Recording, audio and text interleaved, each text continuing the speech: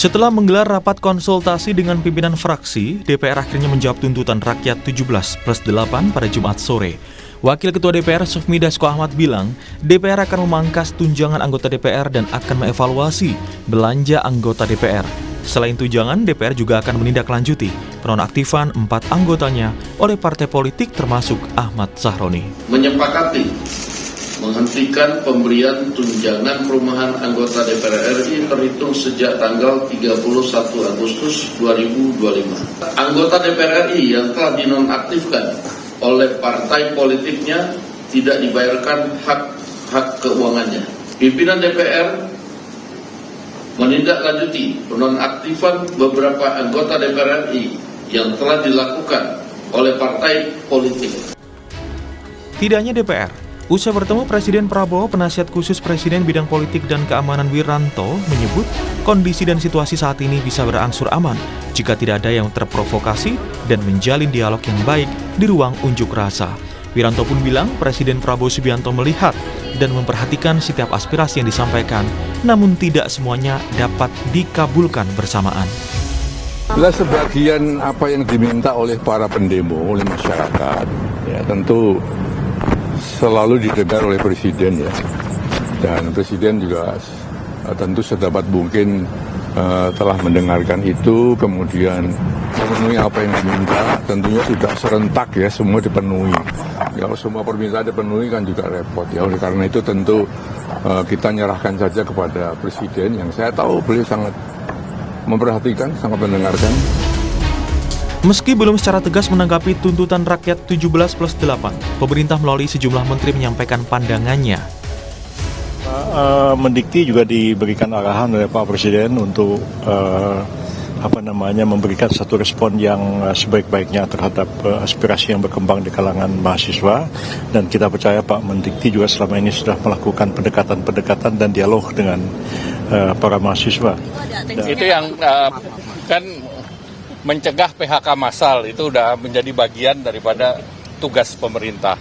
Tadi kami sampaikan kalau deregulasi itu dilanjutkan di beberapa industri di Jawa itu akan bisa meningkatkan 100.000 lebih tenaga kerja. Kalau ini kita sedang siapkan. Sebelumnya, para pegiat media sosial yang membuat tuntutan rakyat 17+8 ini bilang, semua ini menjadi momen bagi seluruh warga untuk mengawal kinerja pemerintah demi kesejahteraan bersama. Sama-sama menuntut gitu, come together, secara bersama-sama bersatu, mengawal dan menuntut kepada pemerintah yang harusnya bertanggung jawab kepada kita. Jadi kami berharap ini jadi bentuk milestone baru gitu ya, sebuah titik mulai baru di mana ke depan kita bersama-sama mengawal pemerintah.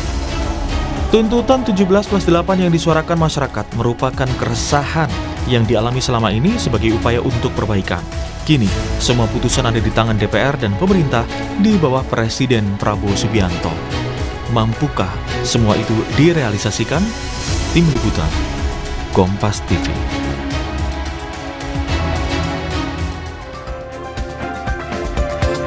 Saudara, seminggu berlalu sejak kampanye 17+8, tuntutan rakyat disuarakan publik melalui media sosial. Baik DPR dan pemerintah sudah mulai merespons dengan mengeluarkan kebijakan seperti pembatalan tunjangan perumahan hingga menindaklanjuti anggota DPR yang dinonaktifkan. Melihat banyaknya tuntutan rakyat itu dalam seminggu dan setahun, mampukah DPR dan pemerintah memenuhi dan mengabulkan semuanya? Pagi ini kita akan membahasnya dengan sejumlah narasumber melalui daring, diantaranya Tio Ardianto, Ketua BEM Keluarga Mahasiswa UGM. Selamat pagi Mas Tio. Selamat pagi Mas. Terima kasih Mas sudah bergabung di Sapa Indonesia Pagi hari ini. Selain itu ada anggota DPR RI fraksi Partai Golkar Ahmad Doli Kurnia. Selamat pagi Bang Doli. Selamat pagi. Assalamualaikum. Terima kasih Bang sudah bergabung. Dan juga pakar komunikasi politik Universitas Padjadjaran Kunto Adi Wibowo. Selamat pagi Mas Kunto. Selamat pagi Mas Mario. Terima kasih Bapak-Bapak sudah bergabung di Dialog Sapa Indonesia Pagi hari ini. Saya ke Mas Tio terlebih dahulu. Mas Tio, sudah ada respons dari pemerintah pun juga dari anggota DPR, fraksi para pimpinan DPR juga sudah meresponsnya terkait dengan tuntutan 17+8 kemarin. Dari mahasiswa sendiri ataupun teman-teman mahasiswa, elemen masyarakat yang mengeluarkan tuntutan terkait 17+8 ini, melihatnya sudah puas atau belum? Yang pertama, dari 17 tuntutan yang disampaikan berdasarkan waktu 1 pekan, yang itu adalah jangka pendek, hanya 3 yang kemudian dipenuhi, dan itu pun berdasarkan satu sektor, yaitu dari DPR. Ya.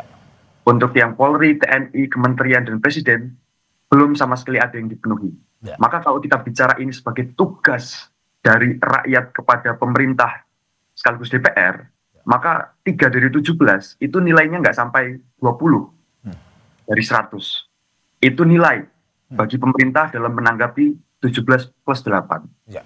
Dan yang harus diingat adalah bahwa yang dituntut itu tidak hanya DPR, tapi juga Presiden, Kementerian terkait ekonomi, TNI, dan Polri. Nah, pertanyaan dasarnya adalah, kalau dalam 1 pekan untuk tuntutan yang jangka pendek saja itu tidak mampu untuk dipenuhi, bagaimana mungkin rakyat harus bisa percaya bahwa yang jangka panjang juga akan dipenuhi? Oke. Nah, logika yang sering diberlakukan oleh pemerintah di dalam menanggapi isu-isu dan permintaan dari rakyat adalah logika kekuasaan, bukan logika kepemimpinan. Ya. Sehingga yang sering terjadi, dan itu kemudian berulang di momentum ini adalah, pemerintah tidak menjawab tuntutan rakyat dengan menyelesaikan masalahnya, tapi menjawab dengan menyelesaikan kemarahannya.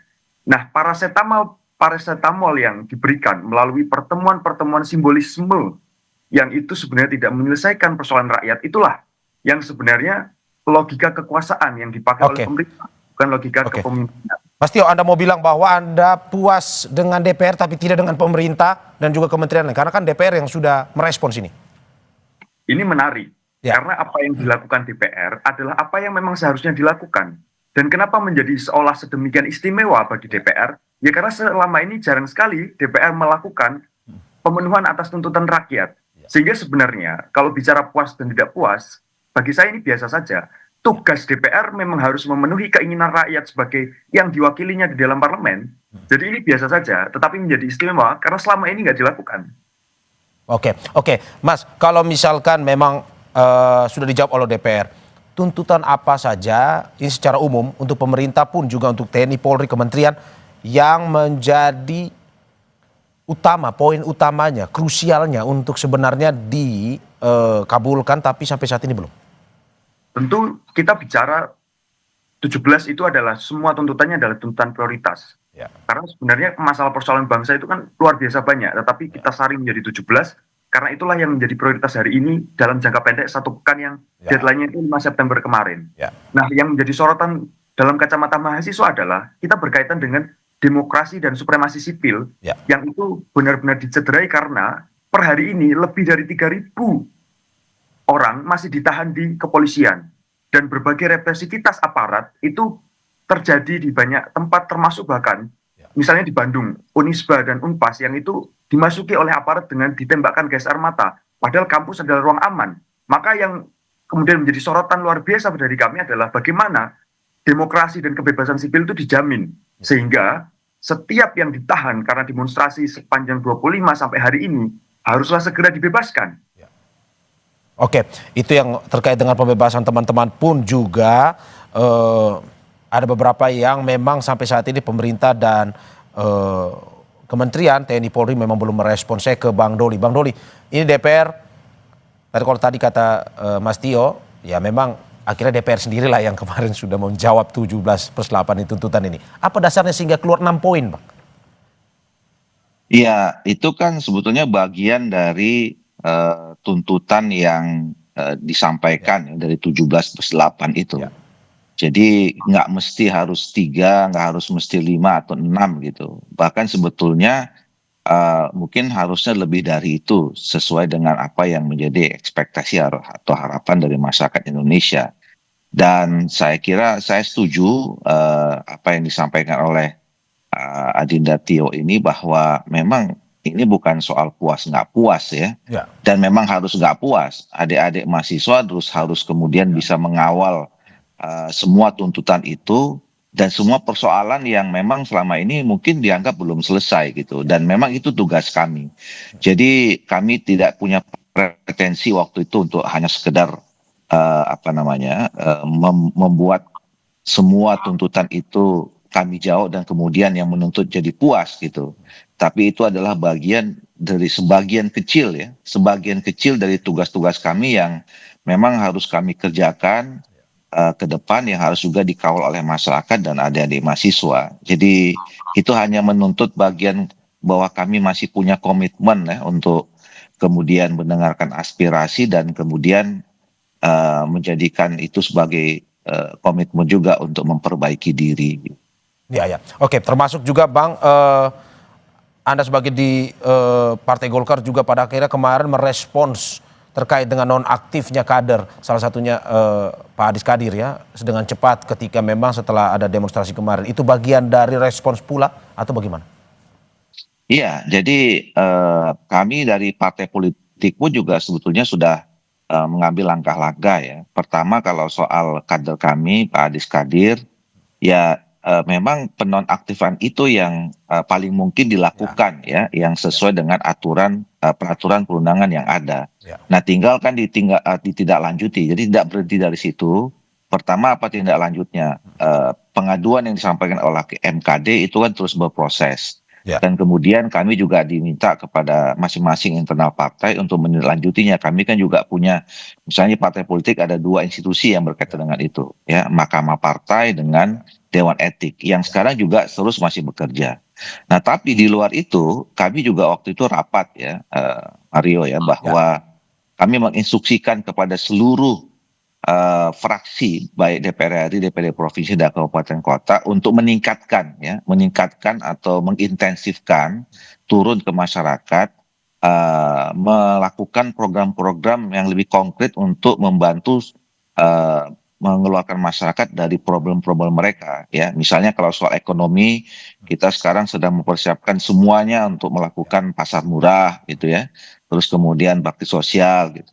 Jadi walaupun sekali lagi saya perlu sampaikan ini bukan sekedar menjawab, memang itu tugas kami ya, itu adalah tanggung jawab kami. Tapi dalam situasi seperti ini kami perlu menginformasikan supaya tidak ada tafsir-tafsir ya. Jadi makanya bahasa saya itu kami meningkatkan ya, yang selama ini sudah ada, tapi kami meningkatkan apa yang menjadi tugas-tugas kami sebagai partai politik maupun juga di DPR. Oke, saya ke Mas Kunto. Mas Kunto, bagaimana Anda melihat bahwa hingga sampai saat ini tenggatnya 5 September kemarin, tetapi baru DPR yang memberikan jawaban terkait dengan tuntutan tersebut. Ada pemerintah pun juga Kementerian TNI Polri yang masih belum. Iya. Menurut Anda seperti apa? Menurut saya ya kita bisa lihat political will kan dari sini, bahwa perubahan yang kita harapkan seperti kata Tio tadi, perubahannya harusnya sistemik, bukan jadi seperti kita ngobatin panasnya aja tapi kita nggak mengobati akar masalah atau akar penyakitnya kan gitu. Salah satu yang penting memang political will, dan dari sini kan kita lihat kan dari sepekan kemarin DPR lah yang punya political will yang bagus gitu. Tapi juga yang jadi masalah adalah sebenarnya kan DPR itu bertumpu pada pondasi partai politik. Dan reformasi partai politik ini sebenarnya yang kita perlu dorong lebih keras lagi, lebih kencang lagi, karena kan pada akhirnya kalau ya hanya DPR yang berubah atau punya political will tapi induknya atau dasarnya nggak punya political will yang kuat, ini akan jadi bermasalah nantinya gitu. Lalu yang kedua, saya juga melihat bahwa political will pemerintah, apalagi dari pernyataan Pak Prabowo kemarin yang masih perlu memperdebatkan soal apakah TNI harus kembali ke barak lagi atau tidak. Ini kan menunjukkan bahwa ya political will pemerintah untuk masalah TNI masih perlu kita pertanyakan kan gitu. Masih perlu kita dorong lagi nih Pak Prabowo supaya bisa menerima tuntutan, dan itu kan tuntutan tahun 98 juga, ABRI balik ke barak kan gitu. Ini kan jangan sampai kita mengulangi reformasi 98 gitu. Dan reformasi kepolisian ini juga menurut saya penting, karena kemarahan warga kemarin kan akibat dari kalau dalam bahasa ininya kan police brutality kan gitu, ketika Afan almarhum itu kemudian dilindas oleh mobil rantis yang kemudian membuat rakyat marah, membuat demonstrasi berkelanjutan, dan ini kan juga berkaitan dengan HAM. Ini menurut saya political will yang harusnya ditunjukkan oleh pemerintah di awal-awal ini. Kalau masalah technicality, tuntutan yang 8 itu punya tenggat setahun, itu kan masalah teknis ya, yang kemudian kita bisa urun rembuk bersama-sama. Apalagi salah satu tuntutannya kan partisipasi yang bermakna dari warga dan masyarakat, itu sih Mas. Oke, saya kembali ke Mas Tio. Mas Tio, terkait dengan tuntutan kemarin, Presiden dalam pernyataannya mengatakan oke, ini setuju dengan beberapa tuntutan yang disampaikan oleh teman-teman. Tapi ada satu yang masih debatable, seperti TNI ditarik dari pengamanan sipil karena ini berhubungan dengan keamanan pun juga keselamatan dari masyarakat sebenarnya. Nah, dari teman-teman mahasiswa melihatnya seperti apa? Presiden Prabowo mengatakan bahwa apa yang dituntut oleh masyarakat cukup masuk akal.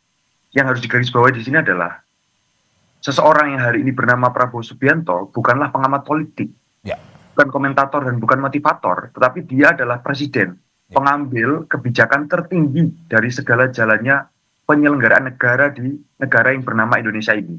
Sehingga yang kita butuhkan dari Presiden Prabowo bukanlah komentar dia, tetapi adalah keputusan-keputusan dia yang berangkat dari aspirasi publik. Itu yang pertama. Yang kedua, terkait penarikan TNI dari pengamanan sipil, ini kemudian menunjukkan, membongkar bagaimana cara Presiden kita berpikir. Presiden kita ternyata itu berpikir bahwa untuk mengamankan masyarakat sipil dari apa-apa yang dilakukan dalam rangka mengaspirasikan kebutuhan-kebutuhannya, ternyata harus dengan kekerasan, yang itu simbolismenya melalui militer. Nah, ini berbahaya bagi saya kalau kita bicara bahwa Presiden Prabowo masih punya 4 tahun untuk menjadi pemimpin di NKRI. Sehingga kita harus waspada, karena hari ini kita dipimpin oleh Presiden yang pemikirannya militaristik dengan berhadapan dengan masyarakat sipil. Oke, dan menurut Anda apakah memang seperti yang kata Mas Kunto tadi, dipertanyakan juga political will jika pemerintah belum bisa menjawab tuntutan ini? Sebagai pemimpin tertinggi dari Republik, Presiden Prabowo harus punya kemerdekaan untuk melakukan kehendak dalam konteks memenuhi kebutuhan publik. Nah, hari ini kehendak itu diuji, kemerdekaan itu diuji, dan kita melihat bahwa sebenarnya Presiden Prabowo itu tidak punya kehendak untuk melakukan apa yang dibutuhkan publik secara merdeka. Karena kalau dia punya kemerdekaan itu, harusnya tidak lama dia dalam membuat keputusan. Nah, ini kita juga mengindikasikan bahwa ada kasakusuk politik, ada perselingkuhan politik di belakang dari seluruh yang bisa publik lihat, yang menahan diri Prabowo untuk bisa membuat keputusan-keputusan yang pro terhadap rakyat. Oke, apa yang Anda mau bilang sebenarnya? Siapa yang memiliki kekuasaan seperti itu untuk menahan Presiden Prabowo untuk tidak melakukannya? Kalau kita mau jujur hari ini, selama hampir 1 tahun Prabowo memimpin, yang terjadi hari ini kan sebenarnya adalah juga bagian dari kegagalan Presiden Prabowo di dalam mengkonsolidasikan kekuatan-kekuatan politik yang ada di Indonesia. Sehingga kekuatan-kekuatan politik itu kemudian terinfiltrasi menjadi berbagai masalah di level rakyat. Gitu. Nah, konsolidasian elit serta konsolidasi kepentingan sekaligus pemetaan peta jalan terhadap kepemimpinan itulah yang hari ini tidak ada. Nah, sehingga yang terjadi hari ini memang bukan kepemimpinan, tetapi adalah kekuasaan. Sehingga Presiden Prabowo bukan pemimpin, tapi dia adalah penguasa. Oke. Saya ke Bang Doli. Bang Doli, ini menarik karena ini apa yang disampaikan oleh teman-teman mahasiswa kita nih, bahwa konsolidasi politik memang sampai saat ini belum terlihat, bahwa lebih condong kekuasaan sebenarnya dari Presiden. Dari legislatif sendiri melihat pemerintah seperti apa? Ataupun juga dari perwakilan koalisi Partai Golkar kepada Presiden, melihatnya seperti itu atau bagaimana? Iya, pertama saya kira kan kita juga bisa melihat ya, kalau dari konteksnya bicara tentang political will, pemerintah khususnya Pak Presiden Prabowo kan juga sudah menunjukkan itu ya. Artinya dengan Pak Presiden memberikan respons ya terhadap tuntutan 17+8 itu adalah bentuk dari political will. Dan kalau kita kemudian telusuri juga apa yang dilakukan ya setelah itu, baik itu di level pemerintah dan di DPR ya, saya juga mendapat informasi misalnya dari kawan-kawan yang di kabinet terutama ketua umum kami Ya, tadi juga sudah sekilas diberitakan bagaimana Menko Perekonomian, Menko Hukum itu menjelaskan apa yang kemudian instruksi Presiden terhadap jajaran di kabinetnya, ya. Itu sebetulnya sudah bentuk sesuatu komitmen atau political will yang dikerjakan. Nah, kami di DPR juga sebetulnya soal tuntutan adanya untuk membentuk tim investigasi mengusut soal kerusuhan segala macam. Setahu saya dapat informasi mulai dari hasil Senin kemarin sebetulnya teman-teman di Komisi 1 dan di Komisi 3 itu yang mitra kerjanya TNI dan Polri sebetulnya sudah mulai pembicaraan awal tentang itu sudah juga dimulai, ya. Bagaimana kemudian melakukan review, mendapatkan pandangan-pandangan yang lain seperti itu. Nah, jadi dan sekarang kami besok di Balek itu akan rapat dengan Menteri Hukum untuk melakukan review terhadap prolegnas yang salah satu poinnya adalah memasukkan rancangan undang-undang perampasan aset itu untuk masuk di prolegnas prioritas ini. Dan kami kemarin udah rapat dengan Menteri Hukum. Jadi artinya betul yang disampaikan oleh Pak Presiden itu. Ada memang hal-hal yang saat ini mungkin dilakukan. Ada memang hal-hal yang perlu waktu untuk kita kerjakan. Ada memang hal-hal yang mungkin perlu kita diskusikan gitu. Nah, sekali lagi saya mengatakan memang ini nggak berhenti dari situ. Kalaupun selesai 17+8 ini, ya katakanlah dipenuhi semua, saya kira belum tentu menyelesaikan masalah Indonesia. Masih banyak lagi yang saya kira harus dikerjakan oleh pemerintah dan DPR. Itu yang saya katakan tadi perlu dikawal juga oleh teman-teman adik-adik mahasiswa. Oke, Bang Dolik, menarik sekali. Tidak 5 September sebenarnya sesuai tenggat, tetapi masih berjalan ini ya, yang Anda mau bilang seperti itu. Tapi sebelum Anda menjawab, Bang Doli, kita saksikan jeda berikut. Terima kasih masih di Sapa Indonesia Pagi, Saudara. Bersama saya Mario Sarong dan sejumlah narasumber saya. Tio Ardianto, Ketua BEM Keluarga Mahasiswa UGM, anggota DPR RI fraksi Partai Golkar Ahmad Doli Kurnia, dan juga pakar komunikasi politik Universitas Padjadjaran Kunto Adiwibowo. Saya kembali ke Bang Doli. Bang Doli, berarti yang Anda mau bilang bahwa tidak selesai 5 September, tetapi ini adalah sebuah proses panjang yang sedang dikerjakan, baik itu pemerintah yang berkolaborasi dengan legislatif. Seperti itu ya Bang ya? Iya. Jadi artinya selama ini kan juga pemerintah dan DPR bekerja berupaya dengan sungguh-sungguh bahwa kemudian kemarin ada eksiden, ada peristiwa, ada sikap, ada pernyataan tindak tanduk yang mungkin dinilai kurang berkenan. Oke, itu satu masalah dan kami sampaikan mohon maaf sekali lagi dan itu untuk menjadi introspeksi kami ke depan gitu.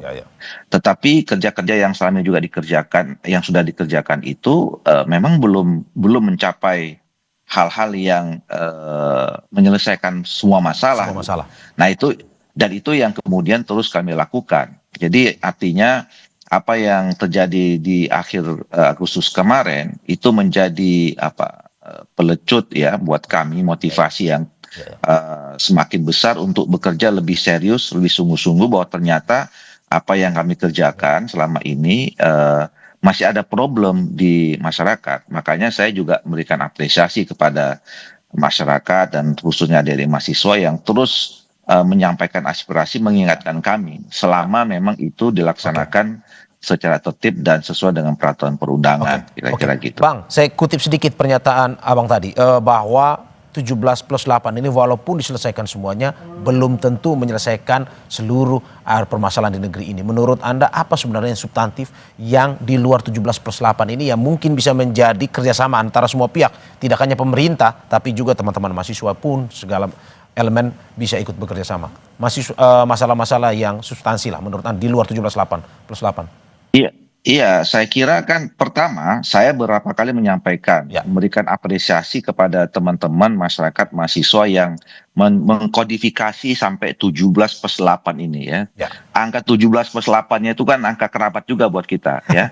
Ini disusun secara cerdas gitu. Nah, dan dari 17/8 itu menurut saya 17 itu betul-betul merepresentasikan persoalan yang muncul pada saat itu yang harus diselesaikan ya. Kemudian yang 8, nah ini yang saya menarik itu. Saya selalu menyampaikan salah satu yang 8 itu kan soal tuntutan pembentukan rancangan undang-undang perampasan aset yang dikasih waktu cuma 1 tahun. Nah itu artinya teman-teman ini menuntut sesuatu yang masuk akal. Karena memang untuk menyusun rancangan undang-undang perampasan aset itu kita butuh waktu ya. Sekarang kita sedang kuhab dan segala macam. Nah kalau pertanyaannya hal-hal yang mendasar lain ya, saya kira kan kita sama-sama tahu ya bahwa masih ada problem tentang soal ekonomi masyarakat kita ya, soal kebutuhan sembako, terus kemudian soal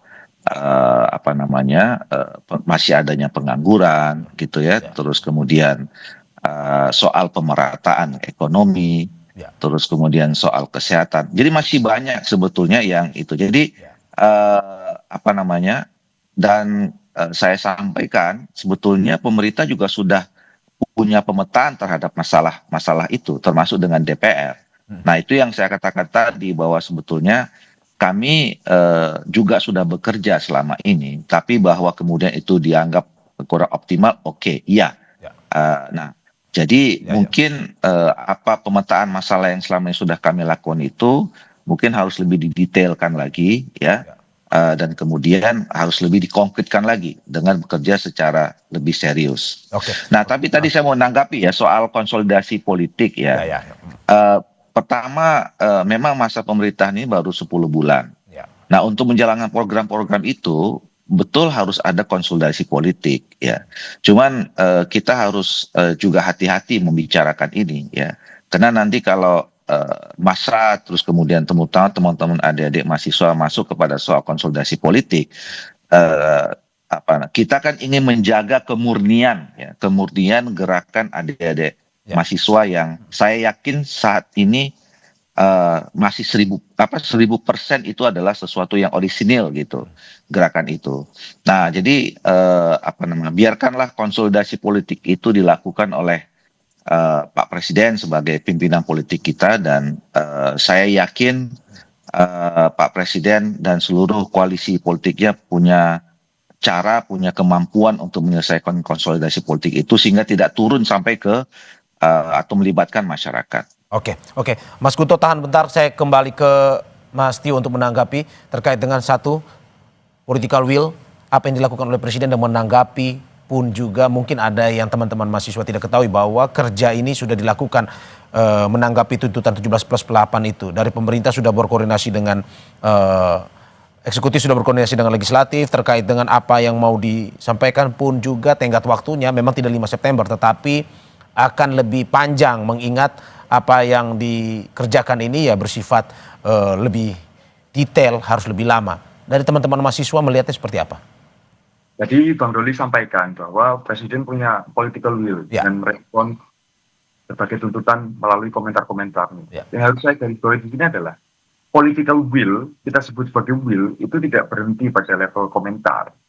Karena sekali lagi, Presiden bukan komentator, dia bukan motivator, dan dia bukan pengamat politik.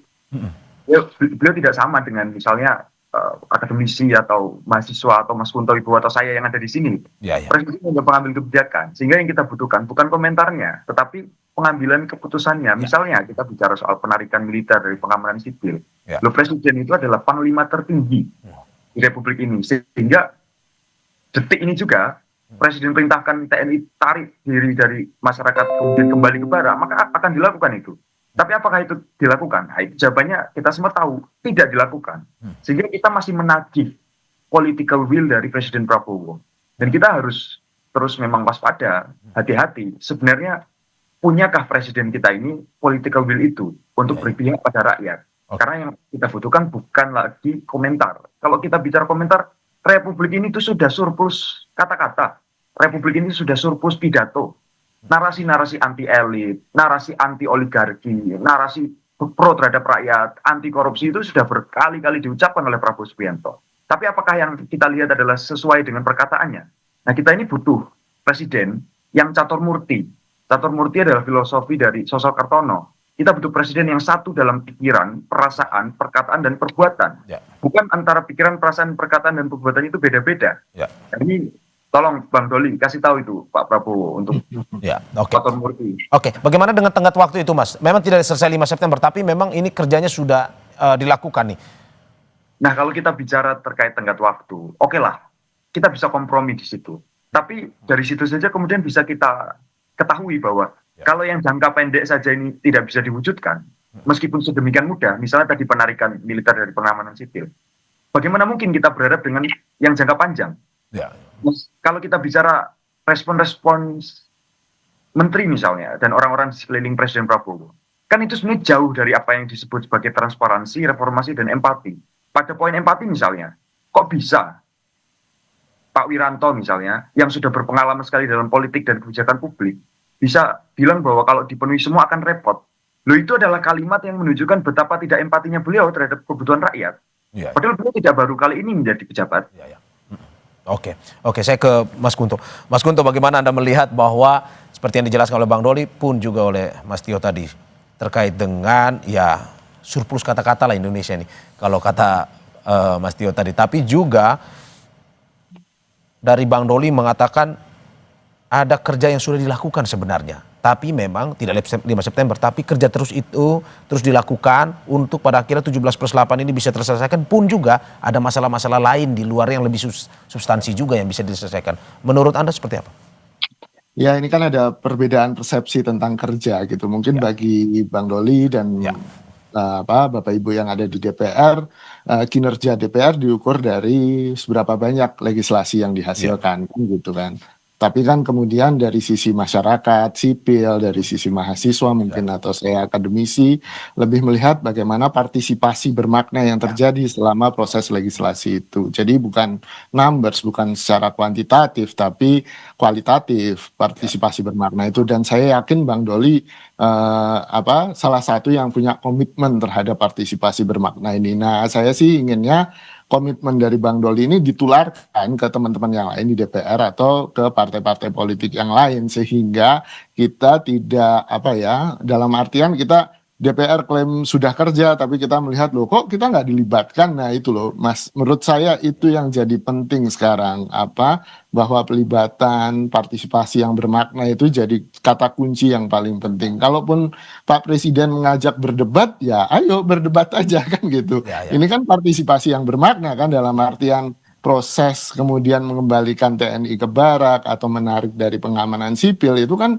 bahkan sudah menjadi spirit reformasi yang kemudian harusnya terinternalisasi kan dari penyelenggara negara hari ini. Nah, menurut saya itu Mas yang jadi problem sistemik kita yang belum terpecahkan. Soal kesehatan, soal pendidikan, soal lapangan kerja itu bisa menyusul asal masyarakatnya merasa difasilitasi, diajak ngobrol, diajak berpartisipasi yang bermakna gitu sih. Dan menurut Anda apakah memang waktu ini tidak hanya bisa selesai dalam 5 September, tapi apa yang menjadi tuntutan ini seharusnya mungkin bisa lebih longgar, setahun, 2 tahun, atau gimana menurut Anda Mas Kunto?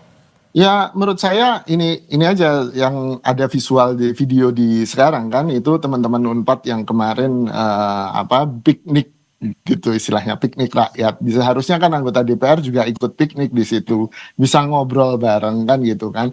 Ada banyak tempat-tempat di mana masyarakat kemudian mengeluhkan sesuatu, melakukan demonstrasi. Ya harusnya wakil-wakil rakyat maupun pemerintah juga ikut ngobrol di situ. Kita rindu zaman-zaman ketika presiden bisa diajak ngobrol atau pemerintah bisa diajak ngobrol tanpa harus ada di ruang AC, tanpa harus ada di formalitas dan protokoler yang ketat. Ini yang sebenarnya kita rindukan Mas. Dan masalah deadline itu kan masalah technicality ya Mas ya.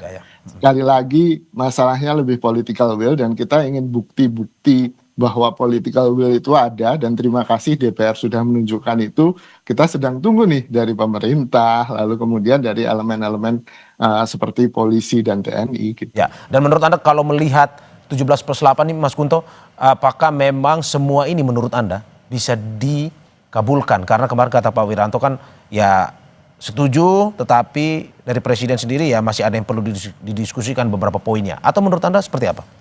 Ya logikanya kan jadi tawar-menawar pasar kan Mas ini. Ini kan jadi kayak dagang sapi kan kalau logika Pak Wiranto kita pakai. Ini kan harusnya keluhan dari masyarakat. Ini loh pemilihmu. Ini kan warga negara Indonesia yang punya keluhan kan. Dan nggak usah cari legitimasi lagi untuk kemudian mengelak dari keluhan ini. Bahwa ini adalah keluhan yang otentik. Tadi Bang Doli juga bilang 1000% murni gitu kan. Tidak ada kepentingan elit politik atau konsolidasi elit apapun itu gitu kan. Ya ini yang harusnya segera dipenuhi. Atau ya semakin tuntutannya mengecil jumlahnya, resikonya ya semakin besar peluang untuk penggantian rezim kan. Itu terjadi dari 66 dan 98 gitu. Mumpung tuntutannya banyak, bisa banyak yang dilakukan kan gitu. Deadline-nya pun juga setahun gitu kan. Harusnya ya ini dilakukan dan untuk menunjukkan tadi pembuktian bahwa pemerintah peduli pada rakyat. Ya. Oke. Bang Doli, terakhir, bagaimana Anda melihat bahwa tuntutan ini evaluasi ke depan pun juga salah satunya adalah reformasi partai politik kader-kadernya untuk ke depan bisa memunculkan kader-kader yang lebih menyejukkan pun juga terkait dengan ekonomi yang menjadi inti kemarin pada saat demonstrasi, bagaimana masyarakat pun juga bilang ya kondisi ekonomi yang membuat akhirnya pada turun ke jalan dan segala macam. Menurut Anda evaluasi seperti apa ke depan dari DPR untuk diusulkan kepada pemerintah? Ada dua, reformasi partai politik dan juga ekonomi tersebut. Ya, tentu sebagai reformasi politik ya kami juga selama ini sudah memperjuangkan ya agar ada perubahan-perubahan atau penyempurnaan dari sistem pemilu kita, terus kemudian undang-undang partai politik kita ya, bagaimana supaya partai-partai politik ini juga bisa terlembagakan ya proses kaderisasinya, terus kemudian modernisasi pengelolaan partai politik yang mandiri dan seterusnya gitu. Dan juga pemilu bagaimana supaya memang dalam pemilu itu masyarakat kita juga memilih secara rasional ya orang-orang atau wakil-wakil yang terpilih itu betul-betul sesuai dengan pilihan yang ada di dalam hati nurani rakyat kita tanpa ada pengaruh-pengaruh yang irasional ya yang mungkin selama ini bisa mengganggu kita secara pada akhirnya mengganggu institusi-institusi yang kemudian terbentuk menjadi perwakilan rakyat itu. Nah, dan banyak lagi sebetulnya kemudian yang kalau soal ekonomi yaitu tadi bagaimana ke depan ada bukan hanya sekedar regulasi atau undang-undang ya. Fungsi DPR itu kan juga adalah mengawasi ya, ada program-program yang langsung konkret yang sebetulnya di bawah kepemimpinan Pak Prabowo kan ini sebetulnya banyak program-program yang pro rakyat ya, yang langsung yang selama ini belum kita kenal ya, yang misalnya soal makan bergizi gratis, terus kemudian kesehatan gratis gitu, ada pendidikan ya seperti sekolah rakyat ya sekarang ini itu kan program-program yang kita harapkan bisa langsung terasa ya di masyarakat. Nah, walaupun sekali lagi saya katakan masih ada problem yang lain ya tadi soal pemerataan ekonomi, soal pengangguran dan seterusnya. Itulah yang menjadi komitmen kami ya ke depan untuk terus, belum lagi masalah soal penegakan hukum dan pemberantasan korupsi yang juga saya kira penting ya. Nah, oleh karena itu saya berharap sebetulnya ada sinergi bagi semua elemen bangsa ya. DPR dan pemerintah bukan orang super, bukan orang yang bisa menyelesaikan masalah dalam semalam gitu ya. Nah, tetapi juga kekurangan-kekurangan dan kemudian kelemahan-kelemahan itu bisa ditutupi kalau kemudian kita terus diawasi, kemudian terus dikawal ya oleh masyarakat, terutama adik-adik mahasiswa. Oke, Mas Tio, terakhir dari mahasiswa sendiri bagaimana mengawal apa yang menjadi tuntutannya dan apakah mungkin jika pada akhirnya ya ada ketidakpuasan ataupun poin-poin tuntutan yang belum terpenuhi, apa yang mungkin akan dilakukan oleh teman-teman mahasiswa? Lebih dari 3.000 masyarakat ditangkap oleh aparat. Lebih dari 1.000 hari ini masih dalam perawatan karena luka-luka. Dan 10 manusia harus kehilangan nyawa. Karena demonstrasi yang dilakukan demi Indonesia yang lebih baik. Di balik rezim yang berangkat dari Gemoy, akhirnya kita melihat Prabowo Subianto sebagai, di balik kegemoyannya ada iblis bengis yang hari ini terlihat melalui perlakuannya kepada masyarakat sipil yang ingin menyampaikan aspirasi publiknya. Di balik rezim Gemoy, kita melihat rezim yang menyimpan sifat iblis yang bengis. Nah, yang melakukan seluruh kekerasan dan pembunuhan itu, kita lihat bagaimana misalnya pelindasan di Semarang, di Jogja, dan di berbagai tempat yang terjadi bukanlah kekerasan yang kemudian kecelakaan, tetapi benar-benar adalah pembunuhan karena ada kehendak di situ. Memang bukan Prabowo yang melakukannya, tetapi yang berdarah adalah tangan Prabowo. Karena Prabowo punya kehendak untuk segera merespon, tapi tidak untuk dilakukan. Hari ini kita ingin melihat wajah Prabowo Subianto bukan sebagai penguasa, tapi sebagai pemimpin. Dan dia masih punya waktu untuk mengembalikan kepercayaan publik kepada dia. Oke. Jadi ya kita beri kesempatan dari teman-teman mahasiswa juga memberikan kesempatan, elemen masyarakat memberikan kesempatan kepada pemerintah, baik itu eksekutif legislatif, untuk bisa pada akhirnya tidak hanya tuntutan ini, tetapi demi bangsa yang lebih baik lagi, ya bekerja transparan pun juga, ya tidak hanya kata-kata tapi aksi yang dibutuhkan. Terima kasih Bapak-Bapak, terima kasih Tio Ardianto, Ketua BEM Keluarga Mahasiswa UGM, anggota DPR RI, fraksi Partai Golkar Ahmad Doli Kurnia, dan juga pakar komunikasi politik Universitas Padjadjaran Kunto Adiwibowo. Terima kasih Bapak-Bapak atas apa yang disampaikan, sehat-sehat selalu.